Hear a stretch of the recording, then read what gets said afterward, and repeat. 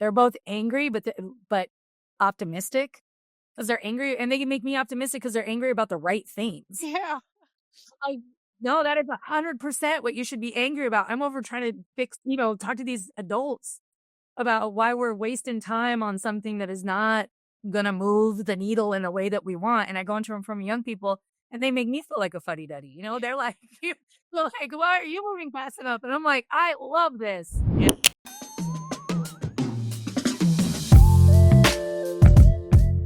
Hello. Welcome to the Black Robe Podcast. I'm Sinead Tracy, your host and the Chief Administrative Officer at the Institute for Black Justice.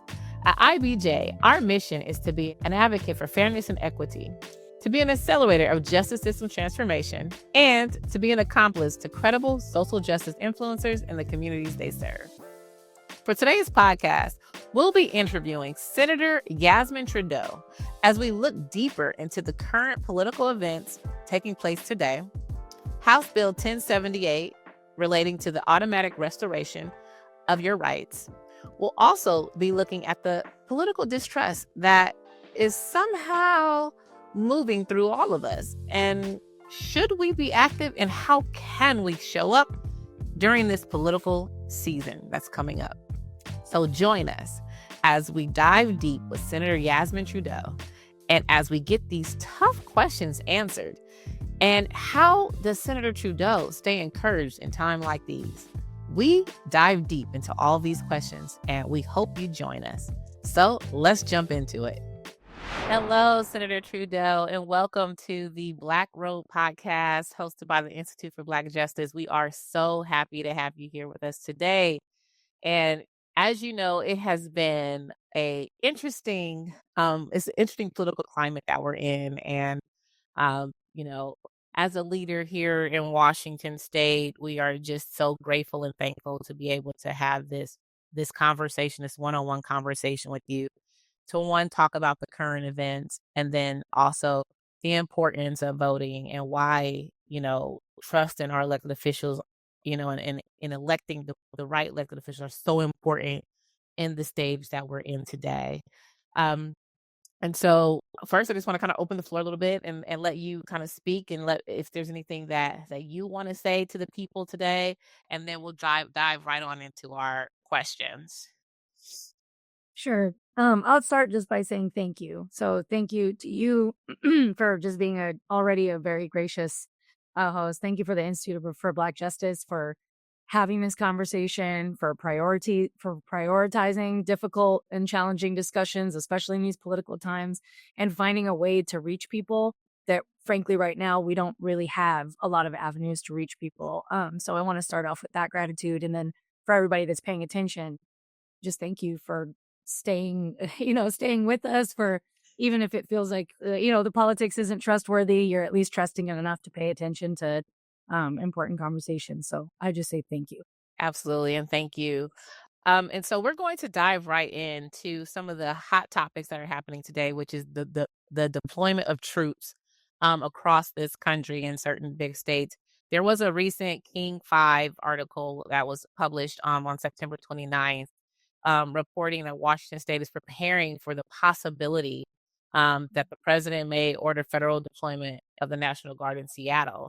While the stated purpose is to protect ICE facilities, local leaders, including the mayor, Bruce Harrell, have strongly voiced opposition, stating, "Our message to the president is very clear: stay out of Seattle." So my first question would be, from your vantage point as a state senator, how would you describe the balance of authority between the state and federal government when it comes to National Guard deployments, and where do the legal boundaries lie? Yeah, thank you. So I don't know, how much listeners might know outside of my role as the state senator for the 27th, but a few things to bring into the conversation. One is the 27th legislative district is also where the Northwest Detention Center is located. So something that, anchors our city, my district, this community, it is right here. I was at an event on Saturday at the Emerald Queen Casino, and I can look down right at the detention center where one of my, someone that I've known for a really long time is actually there right now. In fact, the event that I was at, his wife came and visited me at the event and said, "Hey, I was just visiting my husband." right down there, and we had a moment in the window. So this is really deep for my community. This is really deep for me. I was somebody who has been working on immigration policy for a number of years. I thought maybe I'd be a nerdy immigration lawyer back when it wasn't as spicy. Right now, you could say nerdy immigration lawyer. Now they're doing the Lord's work trying to figure out how to navigate this system. But that is something, I was on the board, the C3 and the C4 board of One America and One America Votes. So heavily involved in that work and was so passionate about immigration reform. I was even arrested under Obama, in fact, about some of the deportation issues that we were facing. Again, I had a lot of respect for folks, but I think as we talk about trust in elected officials, we have to be able to call people in and call people out to make sure that we're having the right conversation in the right direction. So that's just a little bit about me and my background. For me, when I look at these issues, I'm going to start at that place of where are the boundaries? So in fact, when I was preparing for this podcast, I said, well, let me just kind of brief, sort of get a refresher on some of the legal boundaries and rules that we're operating in. And it is very untested. So there's a couple of pieces, foundational pieces. One is that the National Guard, their authority, their commander in chief is with the governor. Okay. So they do report directly to the governor. They are appointed by the governor. Our current, I think the name is Welsh. The current commander right now of the National Guard in the state has come and visited the Senate Democratic Caucus, Senate Republican Caucus at the beginning, for example, of legislative session when we were also having, welcoming, maybe is a gracious word, to our new president, and trying to figure out how we were supposed to posture ourselves in this. But there's a few exceptions. One of them, I might get the year wrong. I think it was 1858 or 1878. There was a clear distinction between what the National Guard, the authority of the National Guard, and the federal government. A little bit later, I believe it was in the 1950s, there was a law change that said for purposes of basically insurrection or where the federal government is not able to implement their own laws, then there's a sort of a shared authority between the federal government and the state government. Now, there's a lot of nuance, in that in terms of how you could argue what's happening right now. If you look at what happened in California, which is one of the challenges, California challenged what I think it was Los Angeles that the troops were deployed. Yep. That one they had a case for, or Trump was making the case that there was a lot of activity going on and they needed to protect immigration's customs enforcement facilities and agents, right? That is a little different in Portland now, and the judge in California was pretty clear. There was no authority to do that. He did extend his authority. In Portland, there were months in between any sort of activity to respond to. And I think you see the administration flat out lying about what's happening in real time in Portland, right? You've got the mayor, you've got other folks that are like, I'm standing right here. There is no, I don't know what the president is talking about. He's literally lying about what's happening. But I think you see him attempt to create a narrative that would allow for that nuance to come in about what his authority is. Hey, Black Robe listeners, mark your calendars. February 28th from 5 to 9 p.m., we're throwing a gala unlike any you've ever experienced. We're kicking things off with the Black Market, a curated hour of powerful local vendors bringing culture, creativity, and community front and center. Our keynote is the legendary Dorothy Roberts, the author whose groundbreaking book is the very foundation of our nonprofit. This is sacred text for us. And hearing her live, a once-in-a-lifetime moment. This is nowhere near your standard fundraiser gala. This is bold. This is unapologetic, and this will blow your socks off. Grab your tickets before they're gone. Click the link below, tell your people, and we'll see you February 28th. I think he's got less of that in Seattle. I don't know what he would be pointing to, in terms of inhibiting stuff. In my opinion, look, like I said, I was protested and arrested on immigration issues. Yeah. So I have a lot of strong feelings. I think we could be reacting much stronger, but I also know that we're balancing what does it mean for a person that doesn't care about the boundaries. And I think that's where probably, if I'm channeling what our governor is thinking and what our state response might be is how do we prepare, even if those authority and those boundaries lie? What do you do? What do you anyway when they break boundaries? That is true. And I feel like that, and I feel like that is where a lot of, Americans are trying to navigate that, as I'm sure the elected officials are, in terms of what is the line, and when the line is crossed, what are the next steps? What do we do? And I think that Yeah. kind of that leads us into our second question is, we're seeing numerous states take legal action, right, against the federal directives. How do you see these legal challenges as an effective strategy against federal overreach? I'm sorry. Yeah. No, I appreciate that. I worked at the Attorney General's office right after the travel ban was filed. So basically, at the very beginning of the last Trump administration, when there was, I think over 80 times there was litigation against the federal government. Now, that litigation did stop a lot of negative action. And I think there's something important about that. But what's also important about that is that it was about his violation of the process.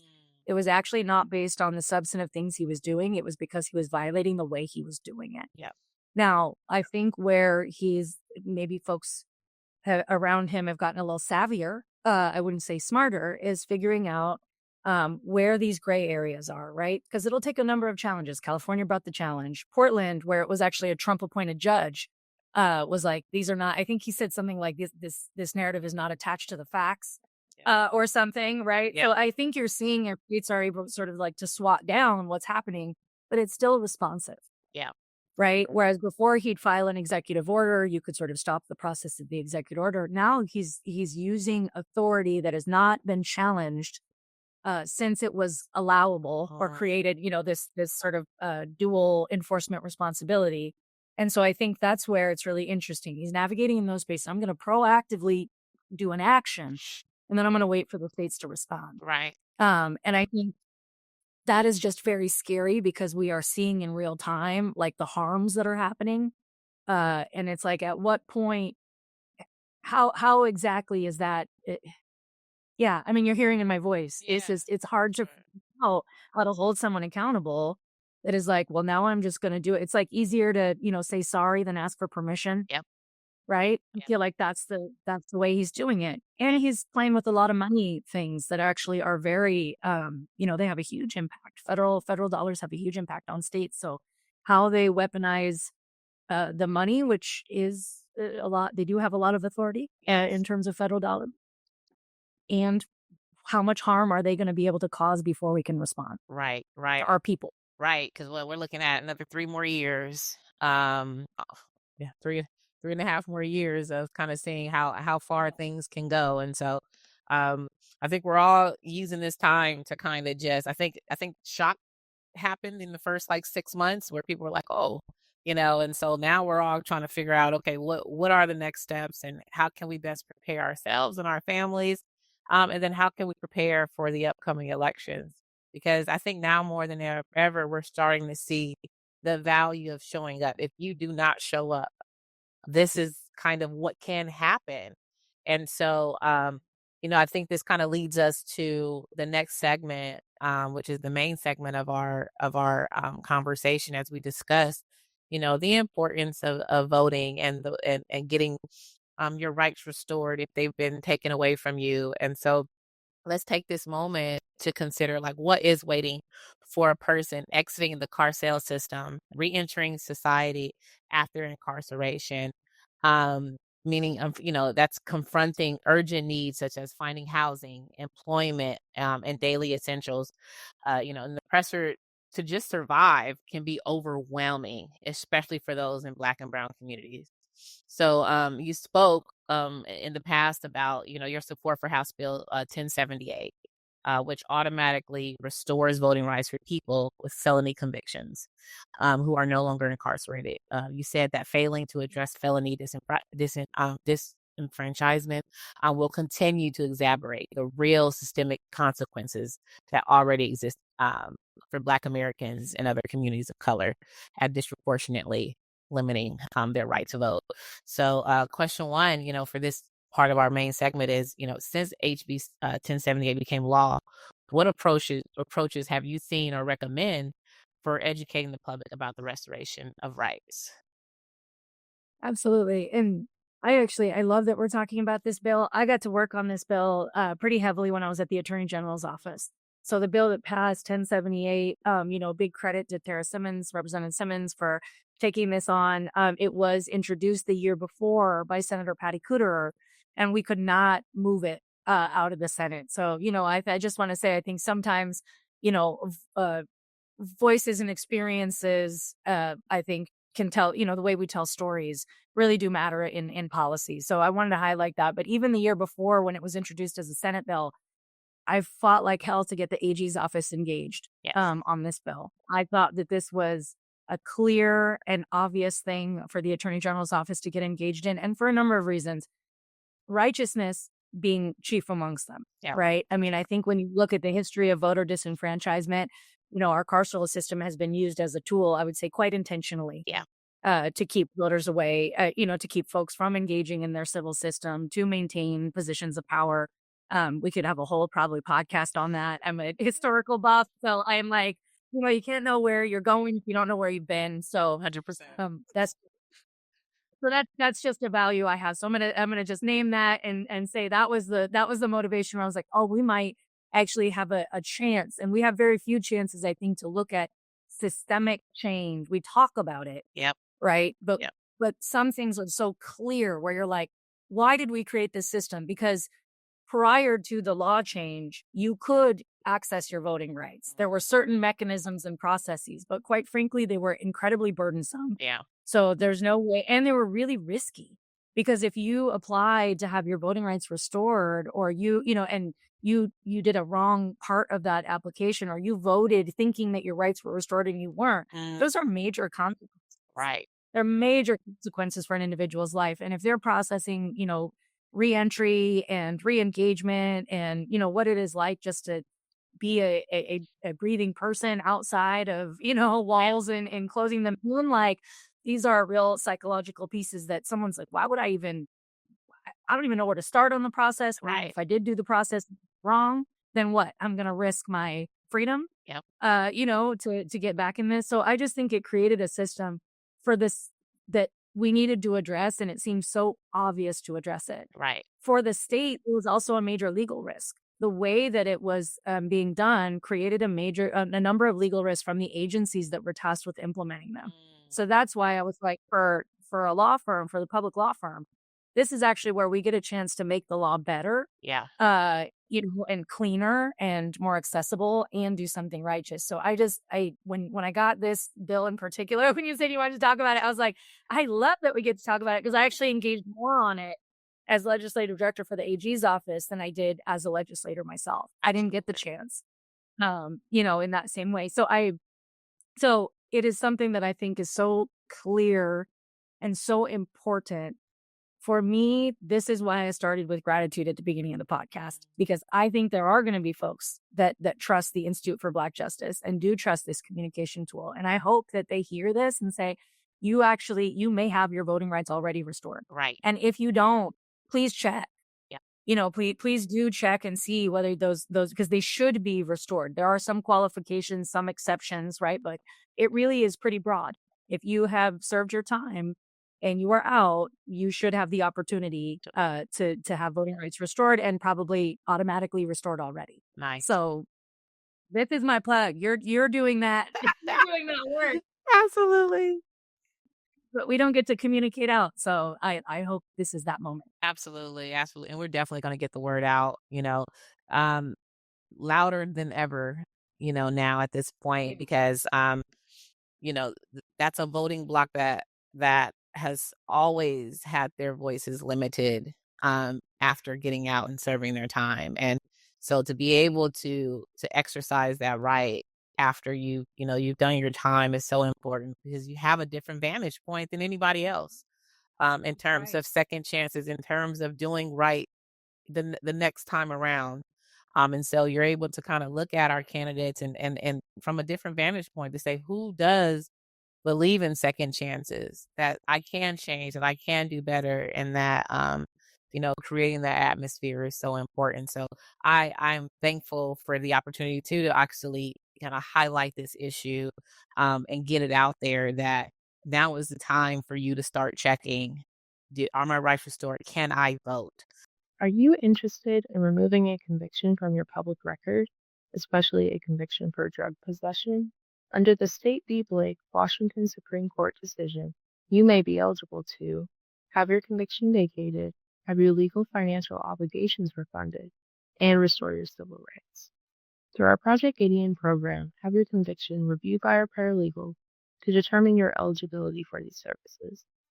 Visit our website at www.instituteforblackjustice.org and complete our legal referral request form today. Disclaimer: Institute for Black Justice's Project Gideon does not provide legal services, but we do refer eligible clients to our legal partners. And leading to our next question, what advice do you have for community members on staying informed about bills like HB 1078 that can impact their lives, greatly? Yeah. I mean, staying informed in the legislative process is difficult.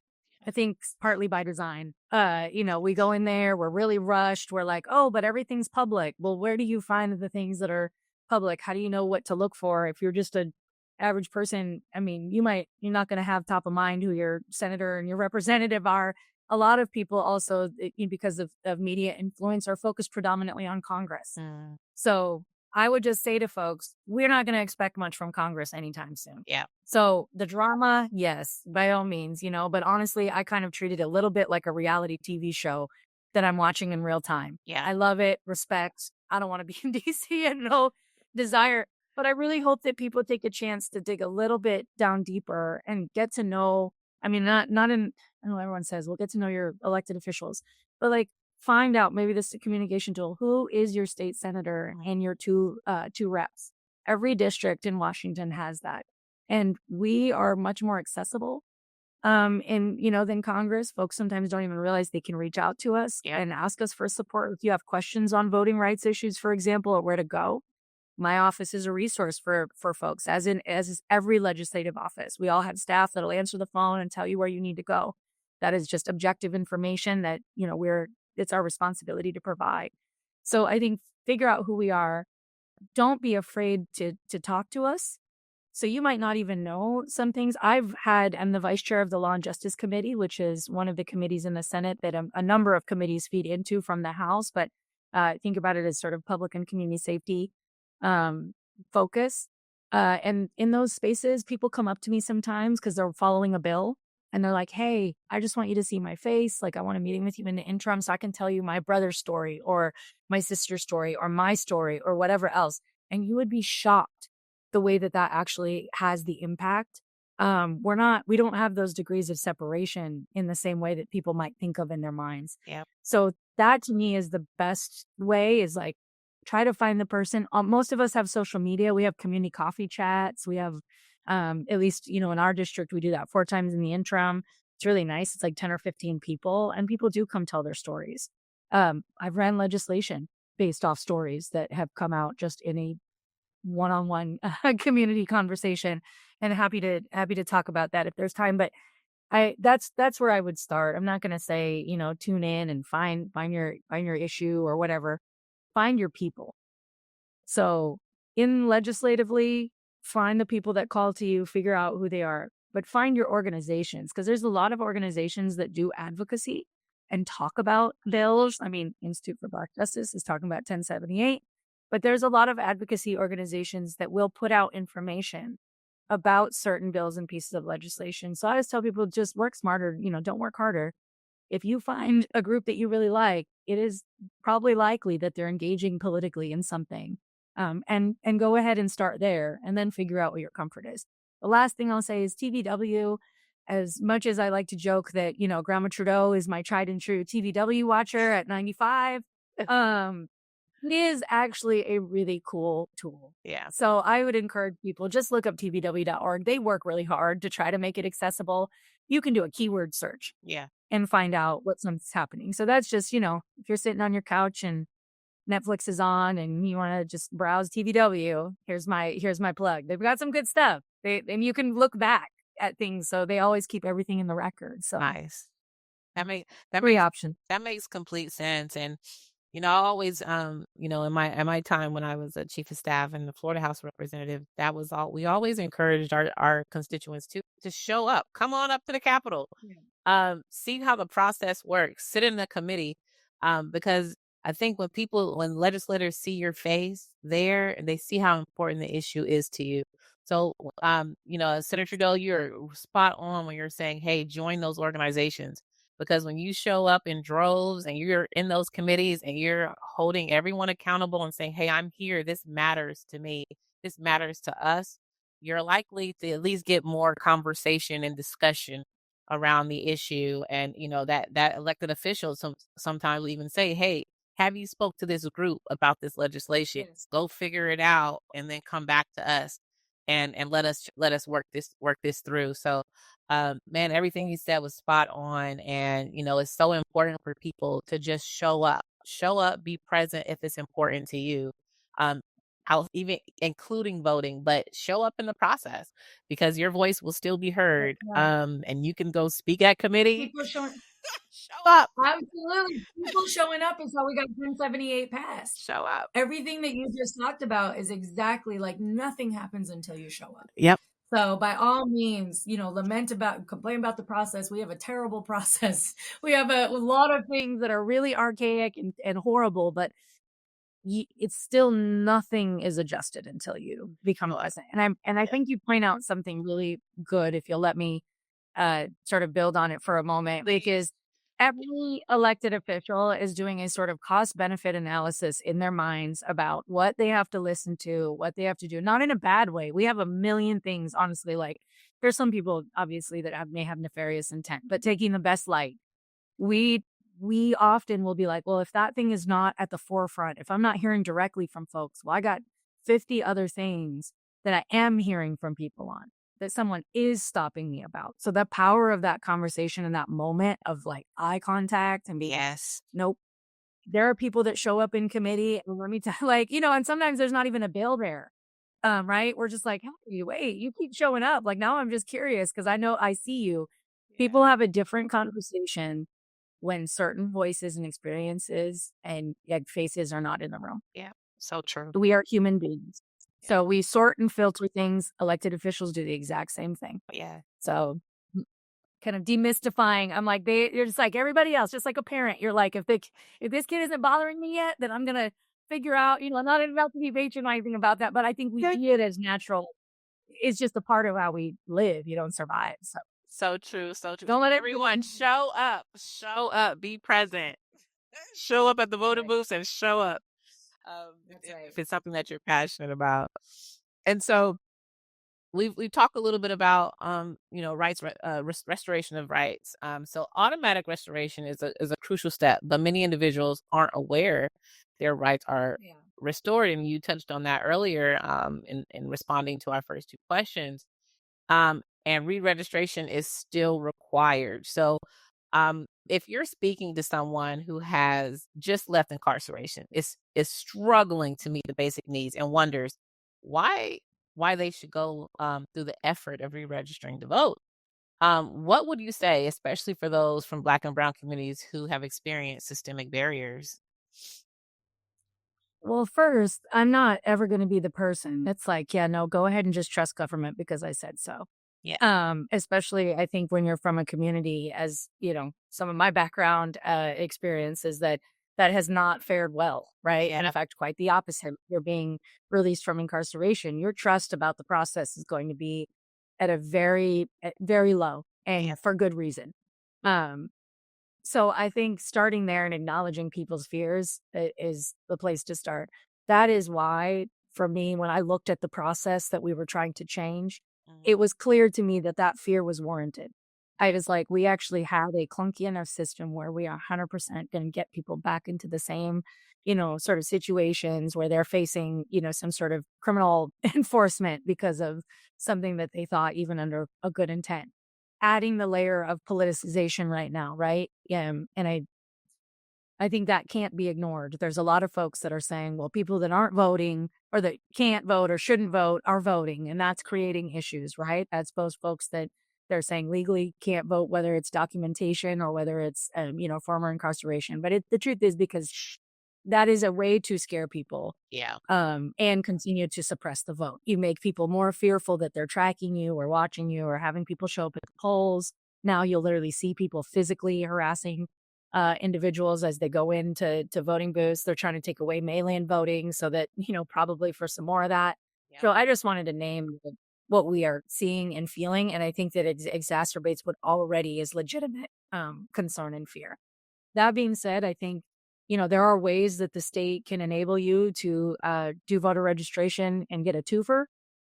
So if you go to get a license again, you can, get automatic voter registration.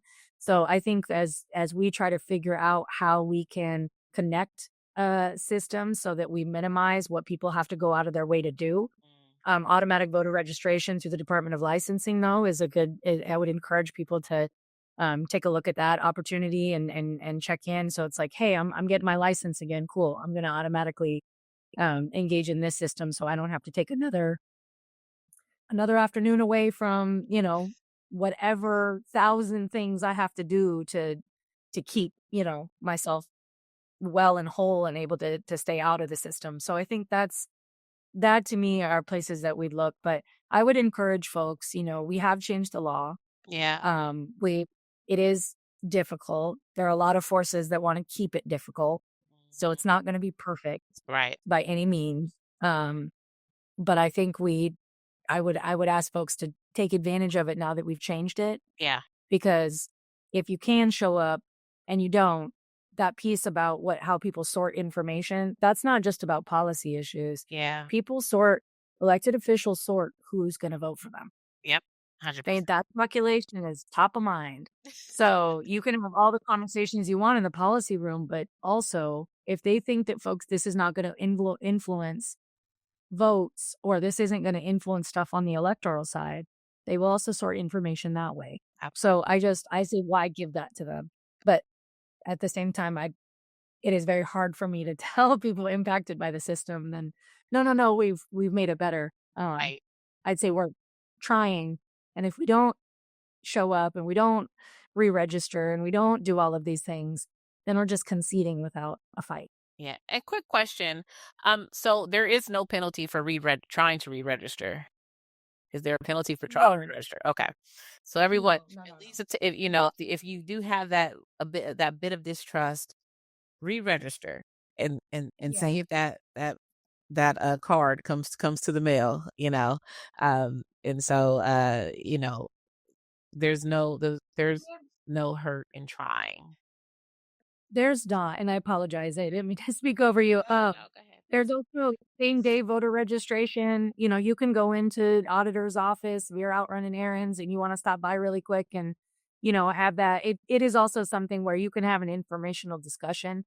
I think sometimes there's even folks, I forget, like even barriers of, I'm going to walk into a government building and have conversations with, officials in this way. But you can Google the auditor's office. I would encourage people to stop by. They can be very helpful and friendly in answering questions. So if you needed that extra layer of like, let me just go in person, or let me just, try to speak to a human first, that option is there. And there's no threat to you for that. Perfect.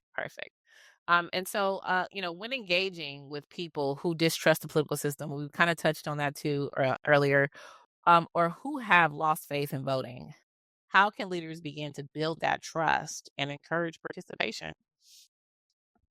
I think we have to be honest. I think we need to speak plainly and stop, using 10 words for one word, quite frankly. I would say for me being in this role, I've learned a lot in a very short amount of time. I had been in and around and sort of observed politics and elected officials in previous roles. I've pushed elected officials. I've pulled them in. I've called them out. I've tried all the different things. And I think we are in a time right now where the rift is really wide and it's absolutely earned. Yeah, for sure. I think we have a top-down way that we communicate to people. We ask folks to do, we're public servants. It is our job to respond to community at large. And I might point out that one of the things that right now happening federally and around a lot of the dangerous narrative, in my opinion, or about freedom and what our rights are. In the United States, the thing that keeps us the most free, or is supposed to, right? Because we have a lot of aspirations in this country. It doesn't mean that it's become a reality. But I think we use the word freedom, but that applies. Our processes actually apply to everyone on American soil. They're not supposed to apply. Like, you're not supposed to have caveats about how things like due process apply, right? Due process applies to every individual. So I think there's like basic things that we need to talk about. We need to reclaim. Yeah. We need to speak in a way that our constituents want to hear us speaking. It's like, don't tell us about all the great things that you've done.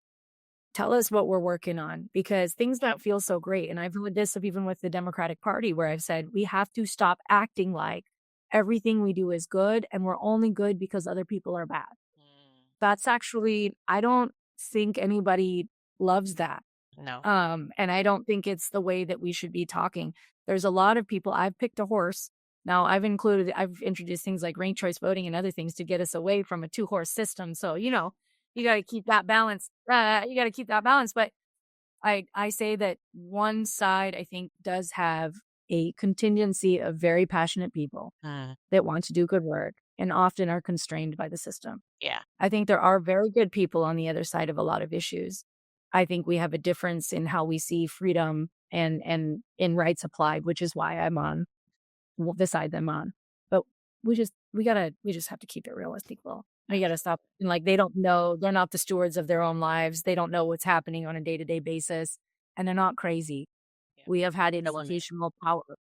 They're not crazy. No. Like, this whole 2-party, we're on lock politics. Like, everyone's kind of sick and tired of what's been going on. So I think we just need to name it. And a little bit of fear is healthy. It is good for us to wonder what if? Yeah. If we don't have this system, what if? I don't know. They say that our democracy is the best system because as far as what's already been invented, it doesn't mean it's the best because it stands alone. True. True. Right? 100%. So let's be honest with ourselves. Let's be honest with each other. And I wish I had a broader fix or could make more people listen to me in that way. But that's just how I'm trying to show up. Yeah. And I like that. I'm trying to show up. Be honest, be real, and meet people where they're at. I mean, because that's pretty much, the only thing, as elected officials, you guys can do is meet people where they're at and try to inform and educate and get things passed that does positively impact their lives. So, looking ahead, are there further steps or initiatives you hope to pursue to expand voting rights and address felony disenfranchisement issues? So I don't have anything directly, that anyone's come to me and asked me to do yet. I know I'm having a meeting. I'm connected to the Innocence Project. There's some stuff that they're looking at related to DNA and wrongful conviction. Yes. Peaceful. So I've got my eyes on that. We haven't had the meeting yet, so I don't know what I'm going to be asked to do. I know there's a House bill. I think it's Representative Strom Peterson that has been leading the effort on that. I try to think a lot about interactions between law enforcement and community. I was somebody who stayed true to my vote on vehicle pursuits, even as my caucus, changed their mind the following year. I looked at data. I'm a big data nerd. So I'm like, honestly, I think sometimes things do really speak for themselves. And so for me, I'm in a position where I'm like, I don't want my kids later be like, why'd you make that decision? And they'd be like, well, Mom, I had to play politics. I would rather not be in elected office than play politics with people's lives, quite frankly. And I mentioned, for some folks like me, we try to balance other jobs and stuff because ultimately we are, as I describe it, taking a pay cut to choose violence in some ways. But I think that means that we have more of a responsibility to show up in a way that's not tethered or beholden to some of those other things. So I try to look at all of that. I engage where I can as the chair of law and justice. I don't assume that I need to be on every bill. But, if you look at the things that I've passed related to kind of our conversation at large, one of the things that came out of a community conversation was around bail agents bragging about working with ICE. Well, as in last session, I heard about it at the beginning of session, and by the end of session, we had a bill that was passed that says you will lose your license in the state of Washington. Yes, you are a bail agent. that has any cooperations with immigration customs enforcement. So, other ones I know, for what we saw here, the horrible, murder of Manny Ellis, I think working with Monet Cardenas and his sister and banning the use of hog tying. There's no reason, right? Like, it's like whatever in the court case is passed, we talked about it as, why would you ever allow for a human being to be hogtied? Just by its name should tell you it is inhumane. So things like that, I try to figure out where that space is that makes it relevant for me and maybe not someone else or whatever. And I'm very sensitive to that. I will, this session be focused a lot on privacy, which I think is that's been something I've been passionate about since we had in my opinion, a bad data privacy effort that came through the legislature that the AG's office had to kill. Because it monetized data, but it talked about protecting it at the same time. And it was kind of like, protecting it from who? Now we're realizing that law enforcement agencies are working with private companies to collect data for purposes of camera capture, right? So looking at things like ALPR data and others that are being shared, both with private companies that are, in my opinion, misusing it, selling it, right? So whenever you have an engagement with law enforcement, there's a crime get committed, whether you're a perpetrator or a victim in that situation, your data should still be held private. Because there's been no determination by a court of law. And the fact that these companies are holding on to it is a problem and a risk for everybody. Second, we're also sharing it with federal government, and the federal government is using it now to overly police our communities, right? We were started by talking about how the military is being misused and potentially the National Guard, being called in and misused. I think in that regard, we have to be very, very careful about what information that we provide. And again, those sensitive issues where law enforcement is called, and those of us from community know that those situations can be incredibly complicated. They can have people, that have no interest or that we should not have captured. So I think there's just a lot of things around how we protect our processes that is really important right now. And that's kind of the area that I'm looking at, is like, what is the right role of the state in protecting people's information and protecting their rights in the face of an expansion of policing, which has been supported even by members of my own party. I just speak crank. We saw a pretty major pendulum swing on a lot of things policing. And so, say what you want about me, I hope people know that I stay consistent. 100%. I think we keep our eyes on that stuff. I think so too. Privacy is so important. I think there's cameras everywhere, not just on our phones, but you have Ring cameras, you have cameras on top of buildings. And so, as your privacy is being recorded throughout your daily life, of just moving throughout Washington and moving, I think it's going to be interesting to see where that legislation goes. When we're talking about just protecting your privacy as an individual, kind of moving through moving through the world and especially in Washington state. So I'm really excited to kind of see where the data privacy legislation goes. And we're kind of nearing the end of our podcast. I have maybe 2 more questions left and then we can wrap it up. But I think, these next 2 questions are going to be kind of hopefully hopeful, but what gives you hope and keeps you motivated to pursue justice and change even during difficult times? When I look at where I've come from, I try to pause for a minute. I know this podcast is not about me, but there's circumstances in my life that have made me very, very lucky to be here sitting with you. And I think so. I always think about, like, how does little Yaz feel in this moment? Like, would she even imagine this moment? Would this be something she could have dreamed of? And most of the time it's no. And so I try to ground myself in that because it does become very, very heavy. And part of that is the diversity of my background and the experiences of the people that I've gotten to love and care about and call my family, which are being impacted by almost everything that we've talked about on a daily basis. So I also try to remember that I got folks near me and around me that are struggling right now in a way that's not fair for me to lose hope. Like, all I could do is keep hope alive because they're just out here barely making it. Yep. Barely being the emphasis on barely. So I really do try to like ground myself in that and be like, okay, this is really sad. This is upsetting. You feel powerless, but you have a little bit more power than you ever thought you'd have and a little bit more power than most people have. So what are you going to do with it? Right. That's almost a daily conversation, sometimes multiple times a day. During session, it's hourly probably with myself, and I have little mantras and things. But the other thing I'd say is young people. Yes. I mean, like we are operating in a very constrained box.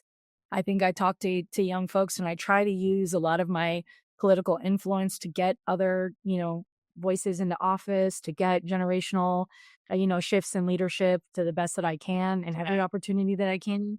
Cause I'm like, they don't even care about the box. Like they don't even care. So why are we trying to restrain them in a box? Like our box is broken. Yeah. Our box has been, broken for a long time. So like, I'm very interested in how young people see the future because it's theirs anyway. Yep. So honestly, I'm like, why not let them build it? They're the ones that are going to be stuck with it. Why are we trying to maintain something that didn't even work for us? Yeah. So I say young people, and any chance I get to talk to young folks, and it really is, it feeds my heart because they're both angry, but optimistic. Because they're angry, and they can make me optimistic because they're angry about the right things. Yeah. No, that is 100% what you should be angry about. I'm over trying to talk to these adults about why we're wasting time on something that is not going to move the needle in a way that we want. And I go into them from young people, and they make me feel like a fuddy-duddy. They're like, why are you moving fast enough? And I'm like, I love this. Yeah. So, that's a beautiful thing. Stop stifling it. I always say, kids they haven't established that fear blocker yet, right? And so, as we get older, we create these boxes and these invisible walls that kind of keep us sane, but keep us kind of moving forward in our lives. And I think, younger people have this optimism, and they haven't been kind of tainted by what the world can really be. And they're free, and in every big change that's happened in our country, it's the young people that led it. And so I think it's going to be exciting to kind of see where they land in these times that we're in, and how we can best support them in a way to where they feel empowered and supported. Because a lot of times, I was like, I can't believe I got to the age where I'm like, I'm 39, but I'm like, I can't believe I got to the age where I'm like, yeah, how can we better? So I'm like, I'm still young. I can still, still get out there. 41. You can do it. Same. You can do it. But it's like, how can we best support them? Because, they're so energetic, and a lot of them are so engaged, and they're trying to figure out how. And so I think I think at the, Institute for Black Justice, and we're trying to build out our institute to better support these young people in finding the, kind of creating the path. And so I cannot wait till we kind of get that thing thriving, because it's going to be something that is doing just that. It is ensuring that our young people have the necessary steps that they need to get it to get their ideas and their passions to the next level. So I think it'll be interesting to kind of just see how we can better support this generation. I think the last question for listeners who want to stay connected and informed about your work, what is the best way for them to engage? Sure. So you can always reach out to my office. We try to be very responsive. So unless we're in session, which give us some grace, because sometimes session takes a little bit longer to catch up on email flow. But you can always reach out to me at yasmin.trudeau at leg.wa.gov. You can Google it. It should be easily accessible. You can go onto my website that has all of my information on there. I'm also on Instagram. I'm on Facebook. I try to be. We don't have the authorization to be on TikTok, or I'd be on there too. I have a personal account, but that might not be as informative unless you want to see me doing a little weird dance on TikTok trying to keep up. But yeah, no, I just am on our social media. And if you sign up for our newsletters, we'll send out notifications of when we're out in the community. what we're doing, what types of, opportunities and events there are. But just never hesitate to just shoot an email yourself. I give a phone number, but nobody calls people anymore. So I don't actually know who my office phone number is. Everybody does everything off email. But we definitely check all of our communications. So please do reach out. There might be times I'll put this out there where our office, if you're not a constituent, may not be able to directly solve or resolve something that someone reaches out about. But what every office should be doing all the time is connecting you to the right place and getting you the right person on the phone, whether that's another office or agency, et cetera. So don't be frustrated. We have ethical rules that sort of guide how much we can work with people that are outside of our districts. But that doesn't preclude us from providing all the right information that you need on where to go to seek whatever solution you're looking for. But if you want to look up what committees I'm on, any legislator, look up the committees they're on. You'd be surprised. There's always an opportunity for conversation. Absolutely. Well, Senator Yasmin Trudeau, it was such a pleasure speaking with you today and just giving us some insight on all of the current events and, people actually taking charge and reinstating their voting rights and re-registering and getting that opportunity to be a part of the process. So I appreciate your time and definitely looking forward to many more conversations in the future as legislative session is approaching. And so just thank you for your time and looking forward to future opportunities. Thank you. Me too. If you invite me back, I'll say yes. This is awesome. Absolutely.